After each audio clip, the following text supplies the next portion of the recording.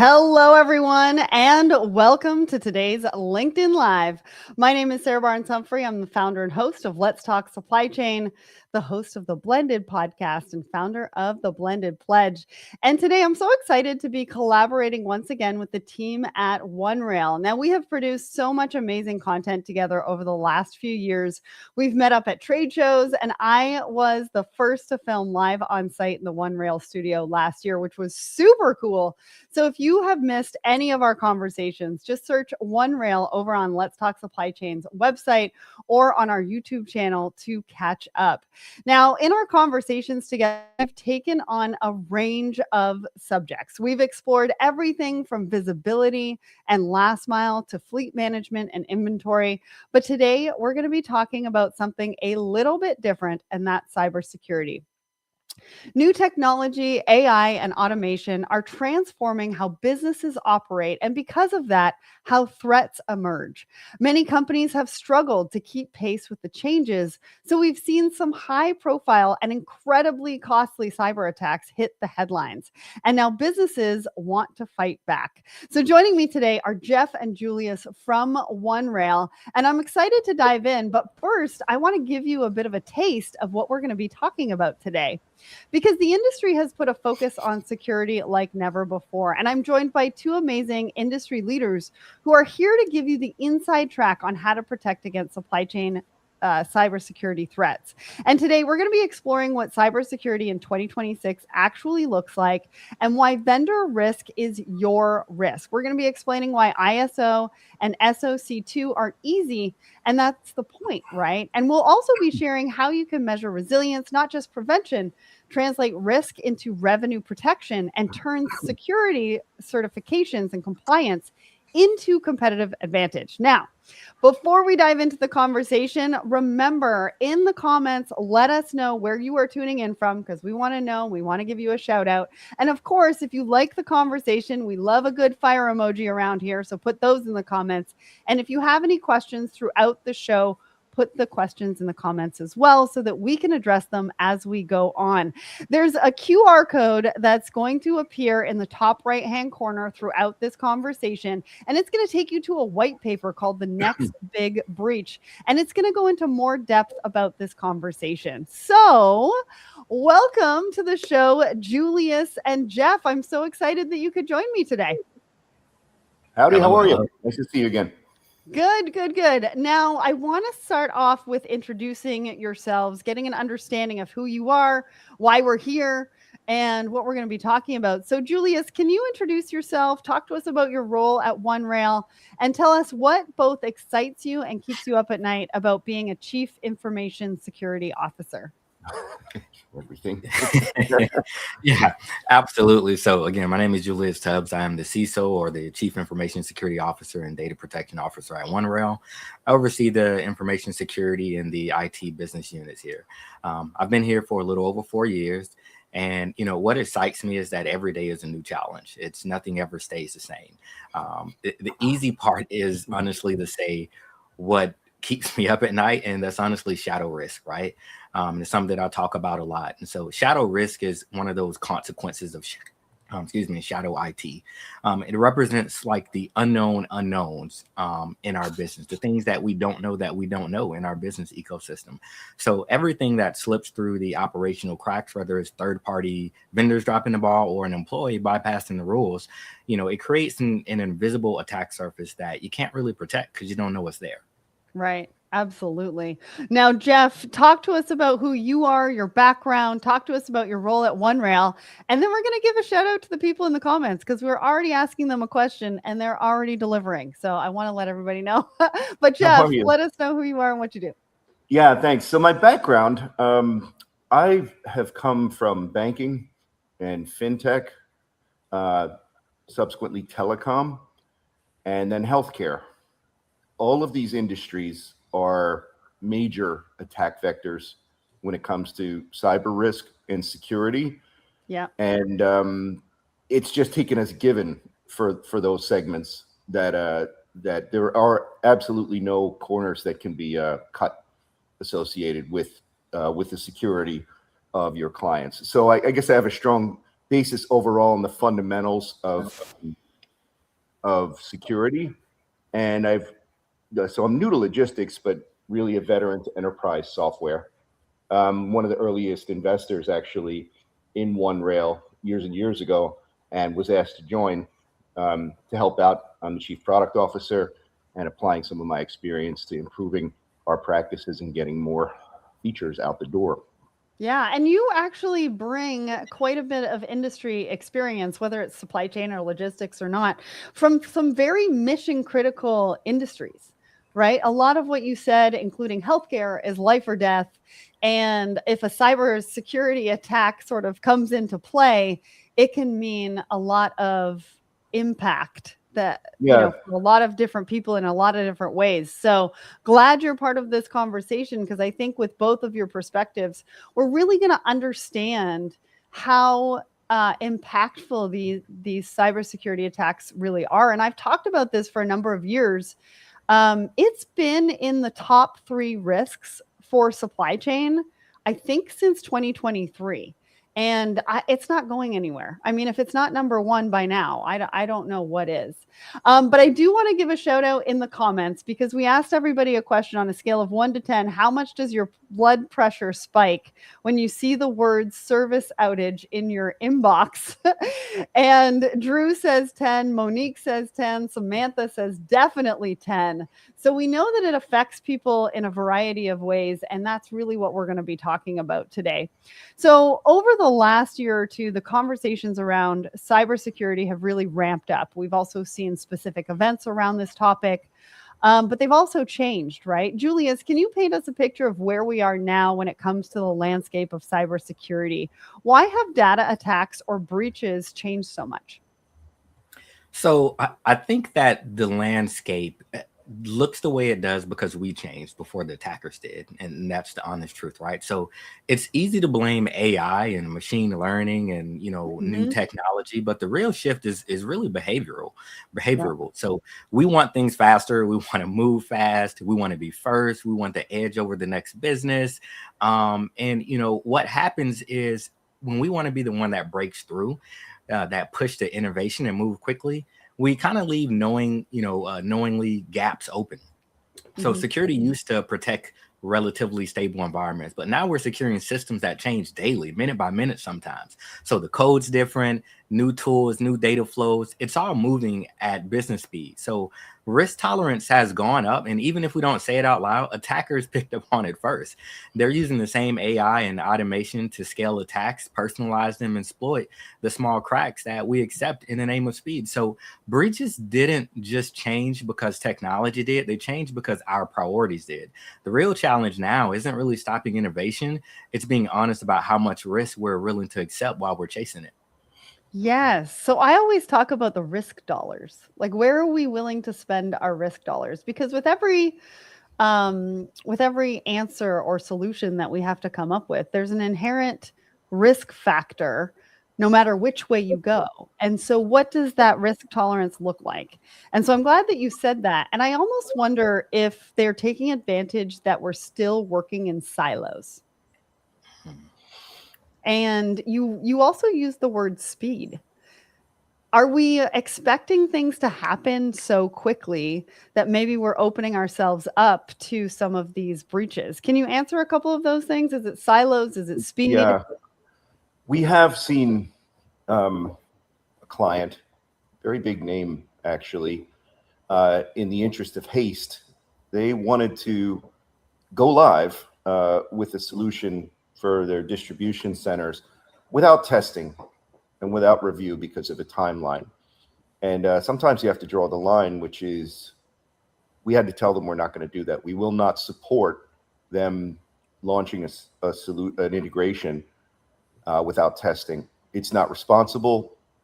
You might think that this is going to help you, but this is exposing you to these risks. And we're not going to support it. We kind of put our foot down. Yeah. This is just somebody needs to be the parent in the room when people have pressure associated with getting things done. And in the end, there weren't any security breaches in that implementation, but there were a few bugs that they would have seen. So it requires a steady hand with the client sometimes when they ask for things or any things that would sort of compromise security. we are, we're really guardians of their own interests, and we should always advocate for not cutting any corners, because it exposes us. And do they really want that exposure? Yeah.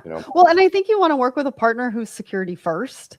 But I think sometimes around speed, I think about the fundamentals in the fact that sometimes when we're working too quickly, we can click on that link without thinking, and then that just exposes. And I think sometimes we work in that sort of speed environment that could be to our detriment in a variety of ways. And you just gave a great example of that. Now, I know over the last few years, we've talked about the importance of diversifying supplier networks to help us with agility, risk, resilience. We've used those words kind of over and over and over again. But that has kind of opened up a danger zone that we're now struggling to close back up. Can you talk about why third-party data breaches are a rising threat for supply chain? And do you have an example that you can share that to bring that to life? Julius, I'm going to start with you, and then Jeff will go to you second. Yeah, I think it's really what you said is rising because we are diversifying our supplier networks to gain speed and resilience, right? So we've massively expanded our attack service without the same level of visibility and control. Right. I actually always go back to the Target HVAC breach because it perfectly illustrates the risk, right? No one thought that an HVAC vendor of all would be an entry point, but attackers exploited a trusted third party to move laterally in the core system. So that's the danger zone we're in right now. Our security is really only as strong as the weakest link in an increasingly complex supply chain, especially when trust is granted, but it's not continuously validated. No, trust has got to be built, and it's built over time, and it's built, through decisions. It's built through situations like this, hopefully that don't come up, but understanding and knowing that your partner is thinking security first. Jeff, what do you think about this question?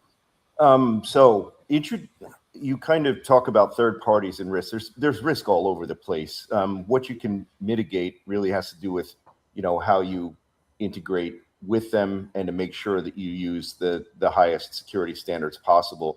In logistics in particular, we don't, OneRail is not particularly exposed to any one particular logistics partner having an outage or something like that. They may or may not have risks. They don't see all of our customer data, for example. But I can give you an example from the logistics space, like CISO Logistics, which I believe they're in the UK and France. The end of last year, their entire database, like everything, their entire customer list, all of the shipments, all of the manifests, all of the products, all of their pricing was compromised. It was stolen and held for ransom. And they said if they didn't pay the ransom, it was going to be sold online on the dark web.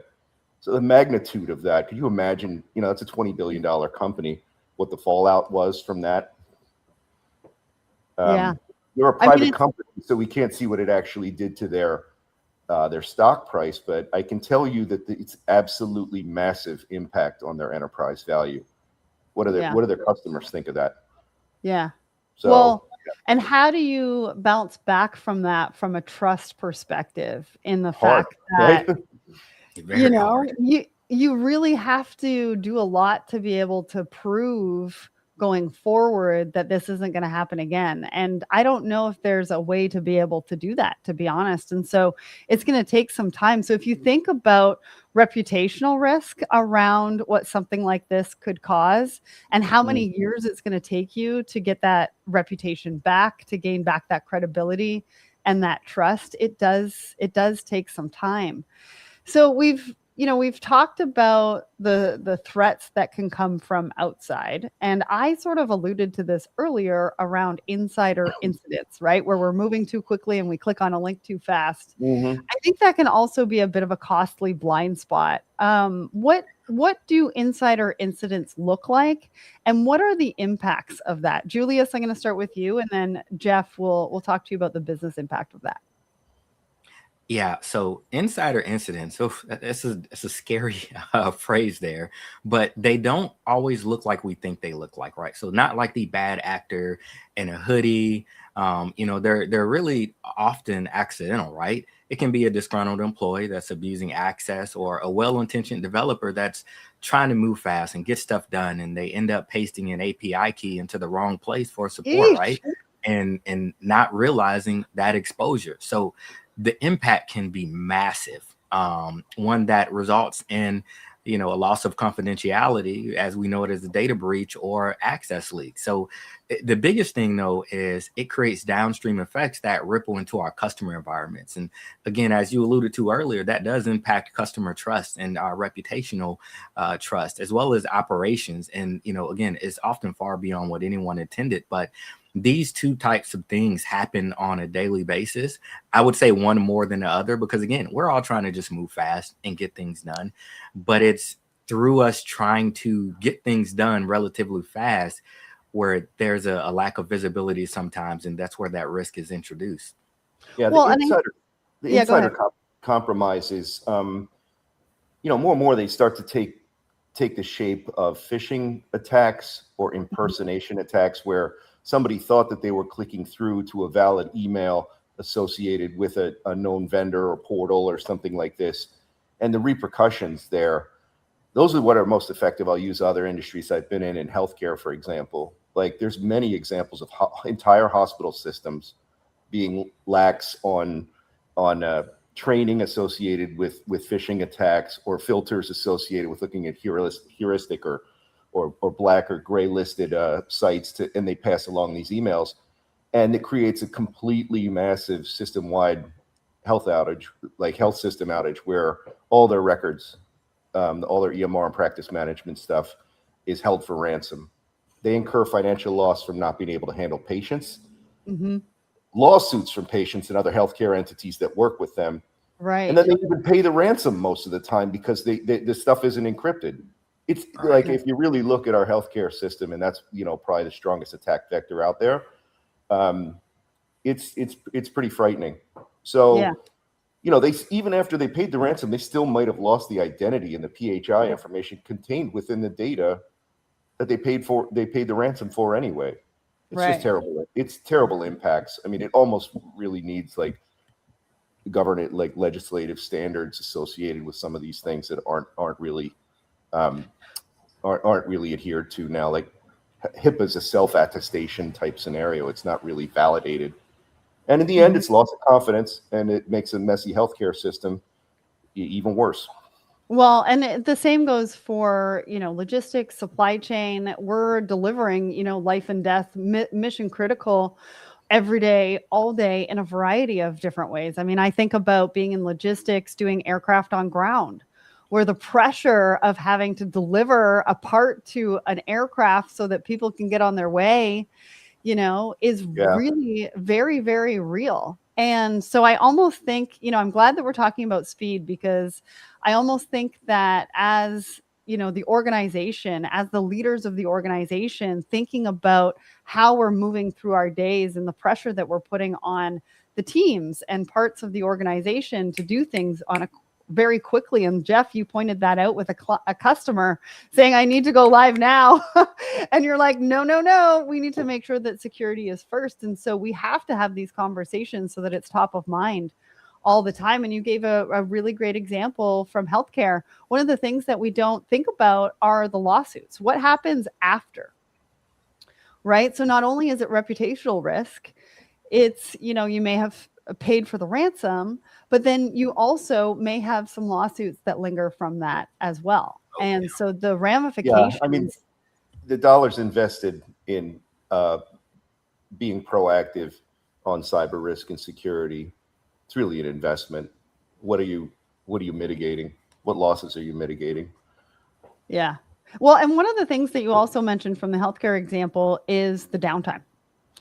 And I think that's probably one of the bigger impacts business-wide, is the outages and the downtime that an organization can face as a whole, because that's a whole other beast, especially if we think about the retail industry.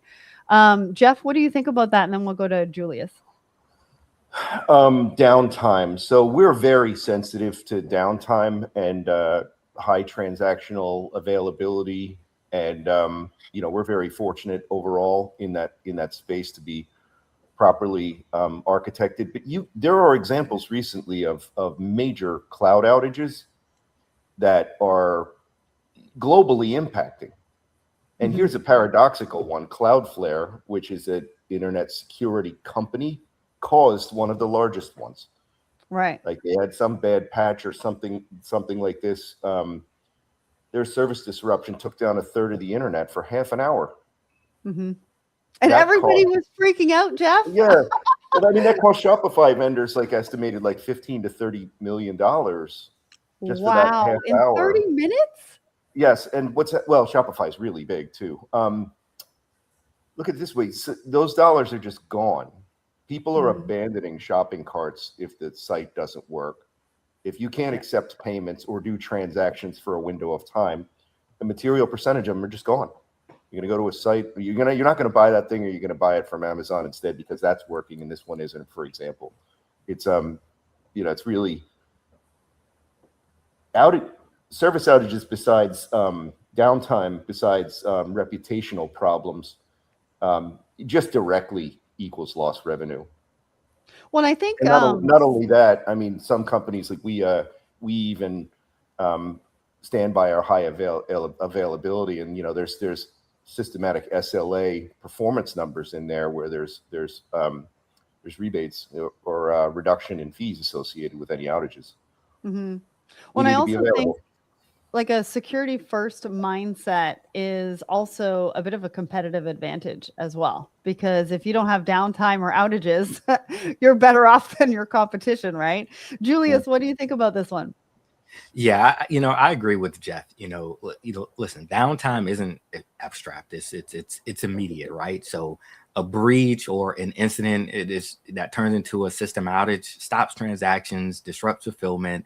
Customer trust it's down the drain, and it's real time, right? The longer the downtime lasts, the more visibility and costly the impact is, right? And one of the things that I'm often asked about is, do I care really about downtime and all that kind of stuff? And I explain to people, one of the core tenets of security is called availability. We have a security triad. It's called CIA: confidentiality, integrity, and availability. And what folks may not realize is when a system goes down, that's still a security issue because now you've suffered a loss of availability, right? And so if we think recently, wow, it may not have been a security incident, and I don't know, Verizon recently just shut down for almost 12 to 14 hours across the nation, and that inadequately explained it yet. Yeah, that impacted delivery drivers, that impacted emergency personnel, that impacted everyone. That was costly. So no one knows what the cause of that was, but at the end of the day, it was a loss of availability that many people suffered from, and that impacted revenue across multiple industries.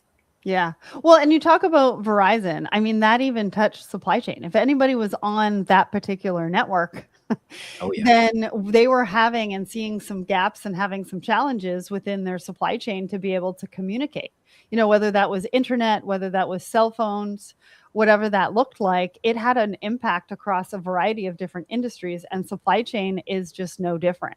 So, sometimes we think about or we hear about Verizon, and this is happening to Verizon, and we're like, well, that's not going to happen to us in supply chain.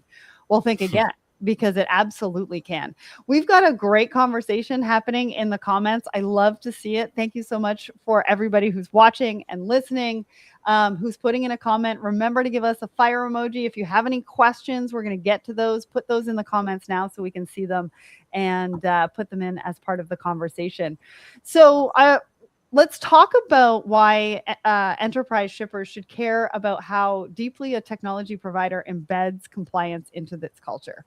We started off by saying that you want to make sure that you're partnering with a technology provider that thinks about security first. Why is that so important, Jeff? So often we're handling the consumer demographics information associated with whomever the end consumer is that's receiving a product. Mhm. or like the SIVA scenario, it constitutes their entire client base as well. So you need to protect your client as well as all their end consumers. This is accomplished, not just through encryption standards and certain different keys and stuff like that, but also by sharing or revealing the minimal amount of information necessary to complete a transaction, aka a delivery. Mhm. It really, we must be guardians for the security of the data for our clients. And like I mentioned before, sometimes we have to remind them that that what they may be suggesting or the timelines that they're going after would create potential compromises that we don't think are acceptable. So Yeah, absolutely. And I want to bring Julius in on this because earlier in the conversation, you said we're only as strong as our weakest link. So this applies here, right? And how far back do we have to go? And maybe we'll get into this in the conversation, but like, I'm so curious as to what questions we need to be asking the providers to make sure that they're on board and their security first and all that kind of stuff. Julius, what do you think? Yeah, I think the biggest thing is if you really want to understand how deeply compliance is embedded into a provider or a vendor, you really need to take a look at how seriously they take security. And I don't mean just by a piece of paper. I mean, how seriously do they take it in their day-to-day operations? That's the biggest thing, right? So when compliance is a part of your culture, not meaning, hey, this is just a checkbox, we need to get this audit or we need to do this because the Right. customer says it. No, we want to do it because that's who we are. That's who we want to be as a company. We want to show that trust. Those are our core values. It shows you how decisions are made under pressure, how issues are handled when no one's watching, and whether security is actually truly prioritized when it matters most. Or again, is it just a checkbox? Are we just doing this because we have to do it because it's a regulatory act or it's in a customer contract? Or again, are we doing this because this is who we are and this is who we want to be? We truly want to be that trusted partner. And I can tell you at OneRail, that's one of our core values, is being that trusted partner. Yeah. Well, I think you also have to understand your boundaries, because that really helps in understanding who you want to align with. What are your values? How does it align with those values? Right? Are we thinking about security in the same way? What does success look like when it comes to security and keeping everybody within that ecosystem secure? What do we have to do and what's our responsibility? And what does the suppliers or the vendors have to do and think about as part of that priority list and how we think about it? Timothy, I see your question. We're going to get to that in just a little bit. I want friendly reminder, the QR code or the link in the comments. Go and get that white paper, The Next Big Breach. It's actually going to go into a lot more detail than what we're talking about today. So highly recommend you go and get that. Now, we've talked about some of the challenges, and I think a big part of tackling them is security certification. So we're going to get into this because I think some organizations are probably like, do I need this? Do I really need this? So what is an SOC2 report? What does it look like? What does it look at within a business? And what are the assessment criteria? Julius? Yeah. So to give a rundown, service organizational control, or a SOC 2 report, is essentially an independent assessment, honestly, of how well a company protects data and operates in a secure, reliable way, right? So it's issued by a third-party firm, and they base their standards defined by the American Institute of Certified Public Accountants, right? So at a high level, SOC 2 looks at how businesses are designed and how it actually operates, not just if policies exist on paper. So it evaluates controls across 5 trust service criteria. So TSC, right? So the first is security. That's mandatory. Everybody gets security, right? Then you have the option of choosing availability, confidentiality, processing integrity, and privacy. But you pick them based off of what's relevant to your business, right? So most companies only get security and maybe privacy. I can tell you at OneRail, we've kind of shot for the moon.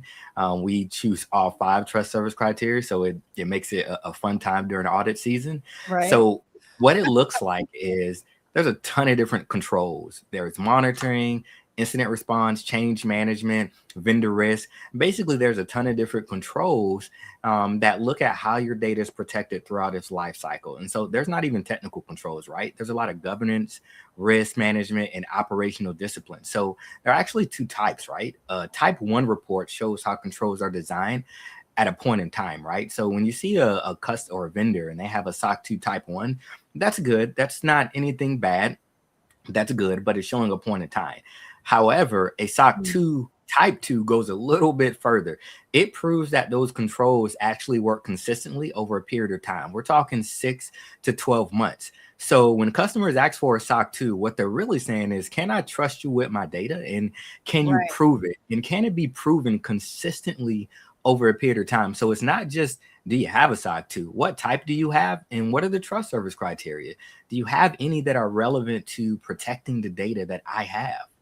Well, and I think OneRail recently achieved, what is it ISO 27001? I don't, and so there's a colon and 2022 certification. What does that actually mean for you and your customers? And then I want to go back to the SOC 2 type 2, because you've kept that into compliance for 5 consecutive years, which is a big, undertaking, because none of this is easy to do, right? So talk us through kind of what that looks like. None of this is easy, right? As far as ISO, ISO was a big deal for us, right? Because it doesn't just mean traditional cybersecurity. It means holistically security, risk management, and continuous improvement are truly built into how we operate, right? So they're not bolted on for compliance. For our customers, ISO provides independent assurance that we manage their data responsibly, but proactively to identify and reduce risk. It has an information security management system that has a ton of different controls, again, in that framework. And you hold yourselves to a globally recognized standard. So most companies get a SOC 2 that are continental or in the continental United States, but ISO is worldwide. That is a global standard. So when you hold yourself to that standard along with SOC 2, you're really putting in some type of work. So it's not easy to obtain, and is actually much harder to maintain, because you need to be able to demonstrate it over a period of time. Right. And you've been able to do that for 5 consecutive years. What are some of the biggest lessons you've learned from having that? And I think it would be a good idea when you're looking to work with a vendor for you to ask for some of this, right? To understand where they're at with ISO or what kind of SOC 2 compliance they have. Yeah. So Jeff mentioned this earlier, talking about security investments, right? I think the biggest lesson that I've learned across my career and just seeing this in the industry is that security and compliance, they're not one-time investments. They're reoccurring reinventions, right? I often say to people, and I know my team hears this all the time, if you think compliance is expensive, try non-compliance. Because that is where the real cost shows up in breaches, the lost trust, the reactive firefighting. What SOC 2 and ISO force you to do is build ongoing discipline. And once that discipline is in place, it actually makes the business run smoother, not slower. But it takes time. And again, it truly takes discipline. But the biggest thing that it probably takes is the willingness to invest in security and privacy and take it seriously. I think that's the best line out of this all, like, what is the cost of non-compliance? Not necessarily the cost of compliance, but what's the cost? What is it going to cost you as an organization? We talk about taking costs out of everything. But if we think about future-proofing the business so that you don't have to have a compliance cost at the end of the day, whether that's reputational risk or what have you, I mean, it's a really big deal. And that brings the proactive thinking rather than the reactive thinking, because once it happens, and it's hard to come back from. So I think, people, you talked about this earlier, Julius, about it being a box ticking exercise. And I think if people are thinking about certifications like this, if they're thinking about compliance, if they're thinking about security as being a box ticking exercise, that's a really, really big mistake. So Julius, how can businesses turn these security certifications into business resilience? What does that look like? It's a good question. And, So I'll it's go hard first because on that if you want. There's a lot of different types of like resilience overall. In practice, you're going to be confronted with enterprise customers that require these certifications and your demonstration that you have them. So it's an opportunity cost. You will not get the enterprise scale client without demonstrating that you've achieved SOC 2 Type 2 and maintained. So resilience, you're not even going to have business to remain resilient. You're not even going to be able to secure the top level business opportunities. Right. Yeah.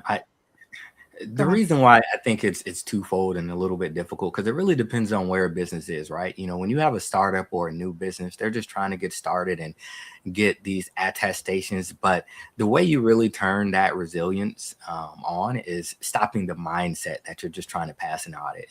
And that's where I think a lot of companies falter, especially when starting out, is, hey, we want to land and expand. But in order to gain these enterprise customers, we need to be able to pass this audit. That is the wrong mindset, right? So I think that when you're looking to be resilient, you have to operationalize SOC 2 and ISO, and you use them as a guide on how you design systems, how you manage risks, how you respond to incidents. They have to be a part of your day-to-day decisions. You end up with fewer surprises that way, faster recovery when things go wrong, and you end up being a business that can absorb change instead of breaking under it. And typically that's what we see a lot of businesses, because they're looking to just pass an audit, just check that box. They're not as resilient. So when change does happen, they break. Yeah. And nobody likes surprises. As much disruption as we have in supply chain, nobody likes a good surprise. So I go back to my earlier statement around what are the right questions we should be asking vendors. I almost feel like, what are the right questions we should be asking ourselves so that we know what our tolerance is, our risk tolerance, where we want to be security and compliance wise, but also what are the questions we should be asking our vendors? Julius? Yeah, so there are a ton of questions that we can ask, and everyone has RFPs and security questionnaires, and I think that as a business, the way that we grow is shift from the traditional questions of, hey, are you compliant with this, and are you compliant with that? We shift to, how do you actually operate in this area, right? So businesses really should be asking vendors how they secure access, how they monitor for issues, how you handle incidents, how is risk reassessed as a relationship evolves. Because again, most of the data breaches do not come from bad intentions. They come from weak governance and assumptions that no one revisited. That's really where it stems from. So again, I can ask you, are you compliant with monitoring? That is a great question to ask, but the better question is, how do you monitor? Because, as someone looking from the outside, if I'm assessing a third party, I'm glad that you have monitoring in place. That's really good. However, I want to know how you do it, because that's going to tell me everything that I need to know about your approach to security and compliance. Mm-hmm. Well, and I also wonder, how do you capture, like, I don't want to say a breach because it hasn't necessarily happened yet, but like attacks happen all the time. And so how are you monitoring it? What are you doing when it comes up? What are the protocols in place? Like, do we have to get that in depth with our questions with the vendor? We do to some degree, right? But I think this is where you have those ISOs and those SOC 2s in place, right? Because those, depending on the scope and the trust service criteria, they are going to evaluate whether you already have those things in place. And so, Right. Any business can get breached that has ISO or SOC 2. None of us are immune, right? We often go by the term assume breach, right? That's what I live by every day. It's not if, it's when it happens, what are we going to do, right? So you have to look at businesses and meet them where they are and ask those tough questions. Hey, do you have a SOC 2? What trust service criteria do you have? That's going to let me know, hey, do they have a business continuity and disaster recovery plan in place? Do they have this policy? Well, you're probably not going to get that SOC 2 or that ISO certification if you don't have those things in place.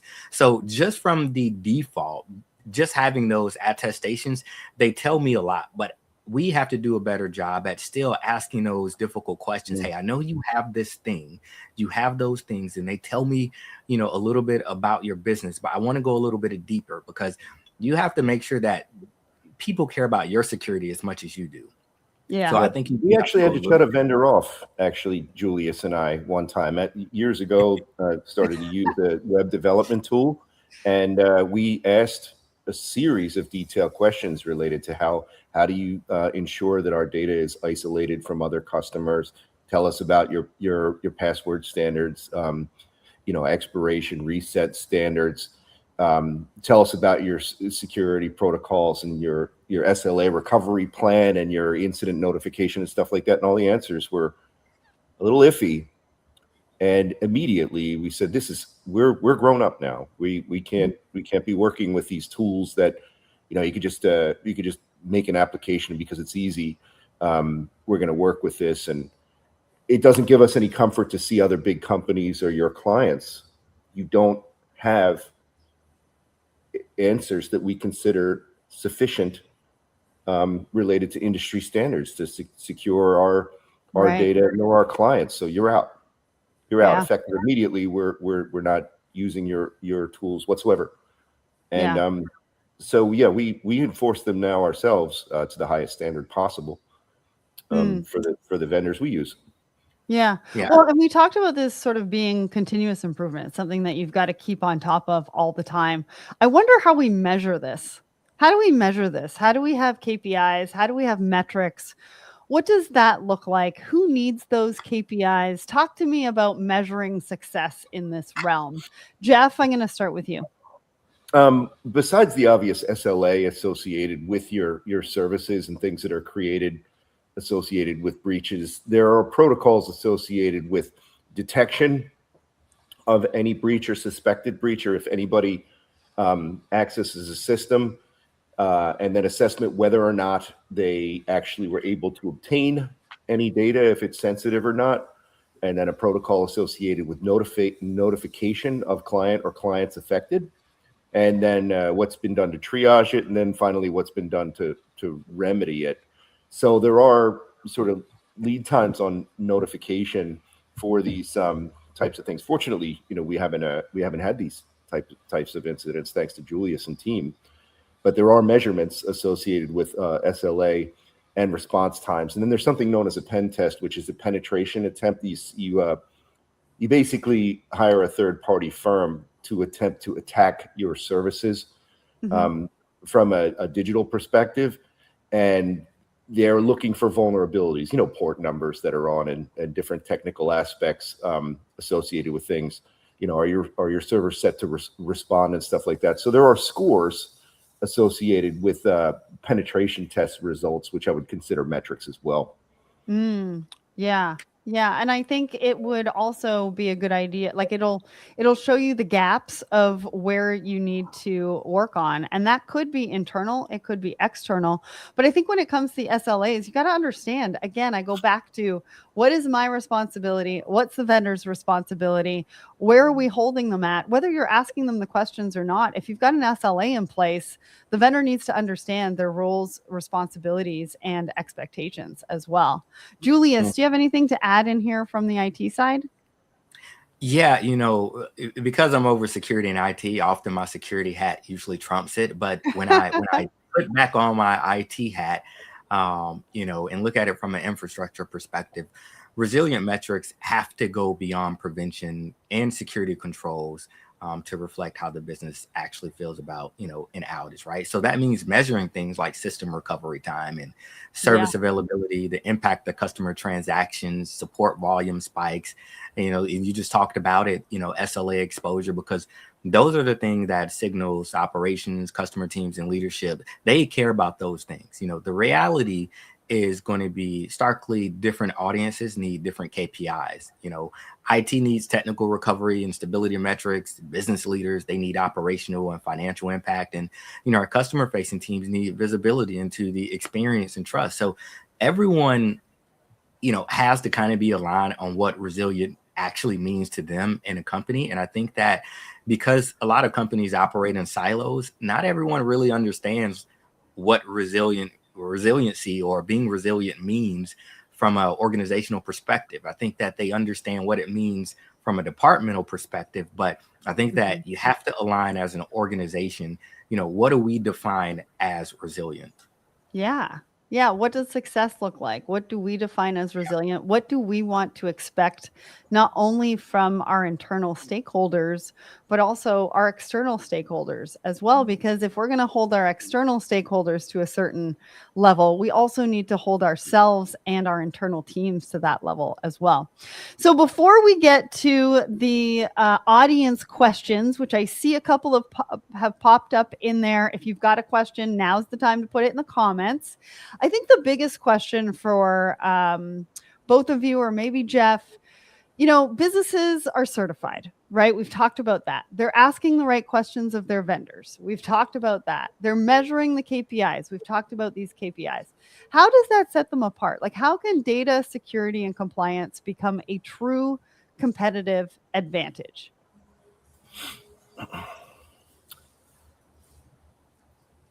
If you're a business and you're assessing different solution providers in your vertical, in this case, logistics, and you've seen recent examples of the consequences of breaches and material outages associated with security, shouldn't this be a criterion by which you heavily weight your selection?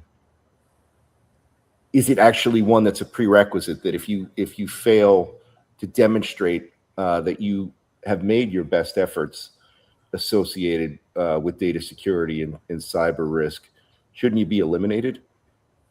Yeah, you might not. Why would you be eligible for my business? Yeah, you might not even be given a seat at the table. Yeah, so you set yourself apart by leaving no stone unturned, making sure you continuously make it a practice of your organization, as Julius has said, and being able to demonstrate it.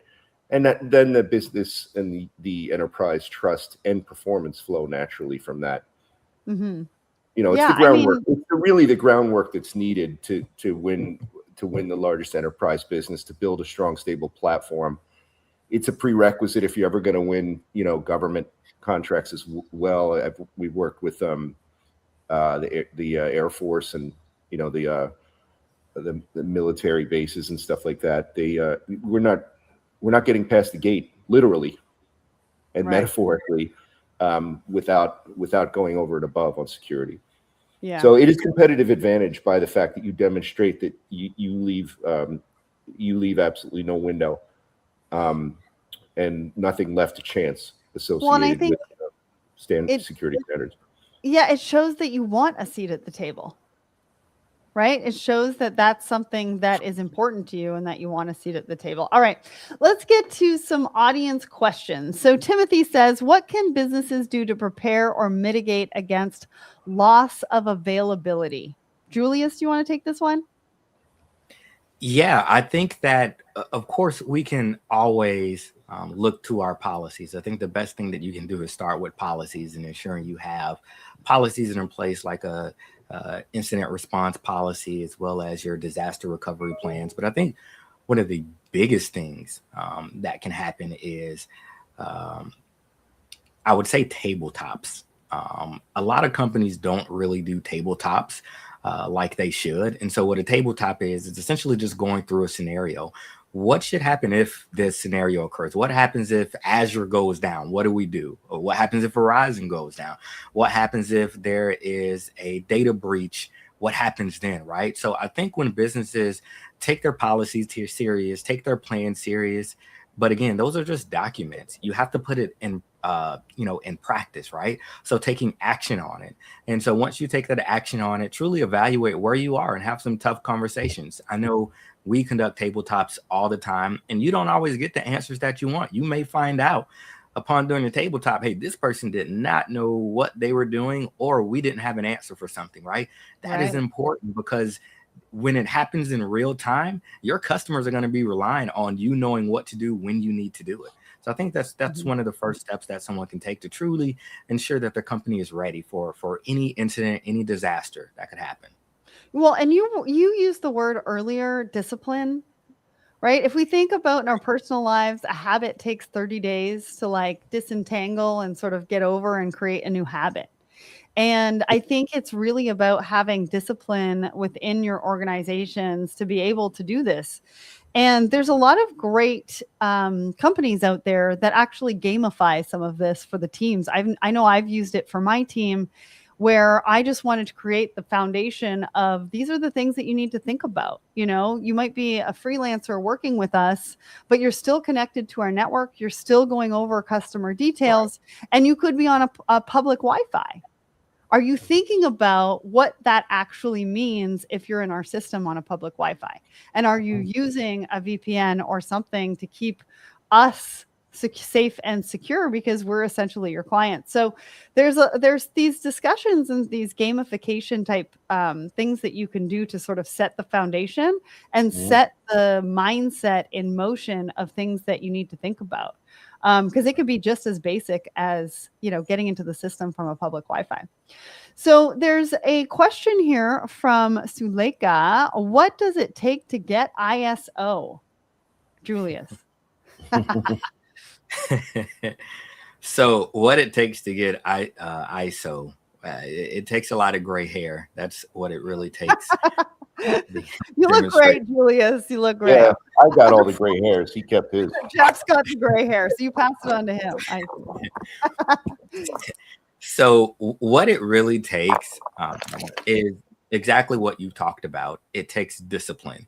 It takes a lot of discipline, in fact, but it takes executive buy-in more than anything. And the reason why I say that is because, you know, when you're building an information security management system, which is what ISO is built off of, 27001, it isn't just isolated to IT or security. This is throughout our entire organization and our way that we approach security, risk, privacy, and compliance throughout the whole thing, right? So that means I can't operate in a silo. I have to include product. I have to include engineering, operations, HR, sales, marketing.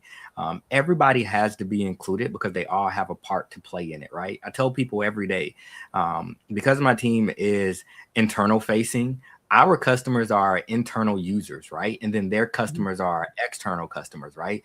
There's so much that we do. When we get audited, we're not being audited on our external customers. We're being audited on our internal customers and what they do every day. So from the moment they click on something, from the moment they look at security awareness and training, to them reporting something or uninstalling unapproved software, every data point, everything that happens, that's what we're audited on. And so we have to demonstrate a level of discipline consecutively every day, every moment of the day, to be able to go to an independent firm and say, hey, we want to be evaluated against something like ISO. They're going to come in and do a readiness assessment. They're going to come in and do an audit. Once they do their preliminary audit, they're going to let you know very quickly where you are and where you are. After that stage one, you're going to have an opportunity to try to fix everything. And once you can fix it, you're going to have a stage two. If you can get out of that stage two with no non-conformities, then you can show that, hey, you're a trusted partner. I'm not saying that it's easy, but I will say that not only does it take discipline, it takes passion. So you have to have the people in the right places who actually enjoy the work that they do and actually care about your customers, whether they're internal and external. You have to have people that care about your customers and the success of the organization. That's what it takes to get ISO, to truly care about your customers. Well, I think good communicators too. I think part and parcel of this is not only having your team on board and passionate about it, but also getting the rest of the organization on board about how important this is and what they're doing on a daily basis and the impact that it makes as well. So that was such a great answer. I appreciate that. So we're going to take one more audience question. Gadiel says, how is total cost evaluated in an event where there is loss of availability or data breach? Jeff, do you want to take this one? Sure. So I don't think I've actually seen any service agreement MSA or schedule or anything like that, which specifies the potential cost impact of a data breach, that probably would come through in discovery associated with what the data is, how much of it, the nature of it, and what happened to it. So that one's a little fuzzy. It's kind of situational. When it comes to loss of availability, most enterprise agreements now do have essentially prorations / discounts, reduction in the amount that is charged for a SaaS service based on being, available less than 99.5% of the time. And it's sort of a table that prorates the amount that you can charge that client for a month. And there are exceptions. So there's exceptions related to force majeure, and really that entails any unanticipated cloud outage where it is not our software or solution, it is that particular cloud vendor that is down. The thing that's concerning to me that I see associated with the cloud is we're seeing these major outages when it comes to different cloud vendors. You got to make sure that your contract excludes you from being liable for some DNS error when it comes to my Amazon or something like this, and that you're not responsible for that. Tying it into a question that somebody had before, which is how do you plan for maximum availability? My advice is to make sure you build in geo redundancy and or a hybrid cloud strategy from the beginning, because they will go down.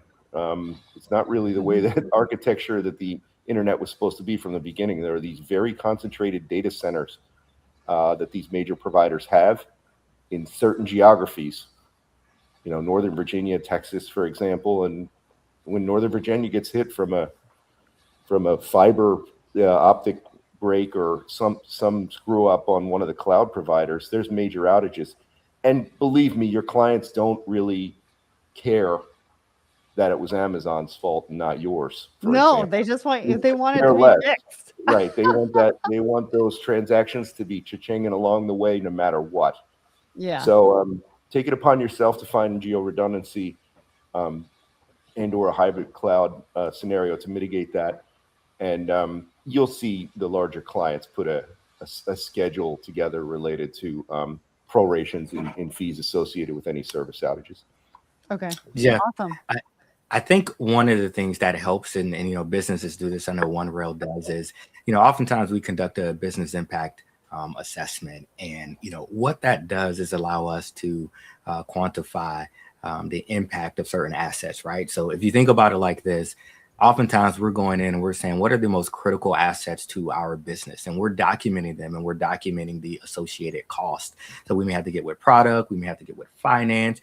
It could be something so simple as, hey, what happens should we have ransomware that someone clicks on and it knocks out 30 developer computers, and each of these developer computers costs $2,500 with the associated things. We're thinking about that financial impact and that cost, and everything's associated again with that data breach or that loss of availability, right? There's so much downtime. We're thinking about, are certain employees hourly? What's the hourly cost? If we have other service providers that we have to pay for, but we're paying for those service providers and we can't even leverage them because another system is down. So now we're paying for stuff that we can't even use. That's lost revenue, that's lost money. So those are the things that often we think about when we think about what is the total cost of a data breach or a loss of availability. There's so many different downstream effects, but what a business can do is take the time to understand, what are your critical assets? What are your dependencies? If they go down, what are the associated costs with that? Because when you do that, you're going to find a number, and then you're going to be able to quantify, and work with finance what the total cost looks like, and put that dollar into it. Such great questions, such great advice. We are running out of time. Suleika, I see your question. We are going to tag Julius and Jeff in your question, and they will answer it offline, because I have one more question, and I need you to be very brief on this, gentlemen, because we've got about 30 seconds left. I want to wrap up with, what should our listeners take away from this discussion? What should they be doing or thinking about next? Jeff, I'm going to start with you, and Julius will end with you. Don't consider cyber risk and security some necessary task that you just need to get through and yes your way through. Consider it an asset which enables you to win the most important enterprise business. Awesome. Julius, last word. Yeah, very simple. Trust. Businesses should be deliberately building and maintaining digital trust. That is the currency of the modern business. Trust. Wow, such a great word, such a powerful word. With per breach costs in the US soaring to more than $10 million, it really is critical to close those security gaps. And yes, certain things like achieving data security certifications aren't easy, but it's been so valuable to hear that there are questions to ask and best practices to put into place that really can save massive costs down the line. And we aren't powerless to cyber threats. We just need to refocus and have some discipline. So if you're looking for a partner who takes business security seriously and has the track record and processes to back it up, check them out, OneRail.com. And remember the QR code, plus we have a link in the comments to that white paper about your next breach that elaborates on a lot more than we were able to talk about today in this discussion. Go and check that out. Click the link, grab the white paper. I want to give a big thank you to everybody who watched and listened today. And obviously a big thank you to Julius and Jeff for joining me today on the show and sharing such great insights. Thank you both so much. Thanks for your time. Thank you. Happy to be here.